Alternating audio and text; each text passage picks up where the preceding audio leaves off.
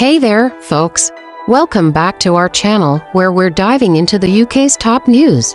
Today's focus: the UK's new Prime Minister, Keir Starmer's first day as Prime Minister. Starmer holds first cabinet meeting. On his first full day as Prime Minister, Keir Starmer held his initial cabinet meeting at Downing Street. Addressing his ministers, Starmer emphasized the significant workload ahead. "We have a huge amount of work to do, so now we get on with our work."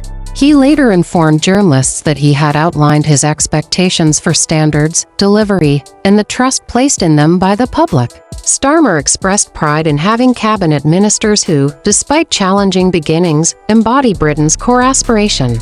Nationwide tour and NATO summit. In his first press conference, Starmer announced plans to visit all four nations of the United Kingdom, highlighting the mandate received from each. His itinerary includes Scotland, Northern Ireland, Wales, and a return to England, before heading to Washington next week for the NATO summit. Criticism of previous government's policy. Starmer criticized the former government's Rwanda scheme, calling it a gimmick that was dead and buried before it started. He asserted that the scheme never acted as a deterrent. Record low election turnout. General election saw the lowest turnout in over 20 years, with only 59.9% of the population voting. This is a significant drop from the 67.3% turnout in the 2019 election, and the worst since 2001, when 59.4% voted.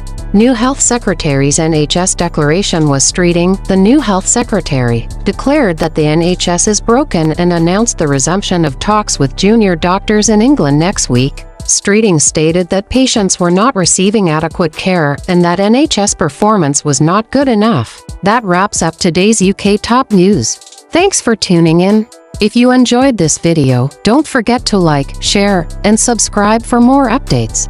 Until next time, stay curious and keep exploring.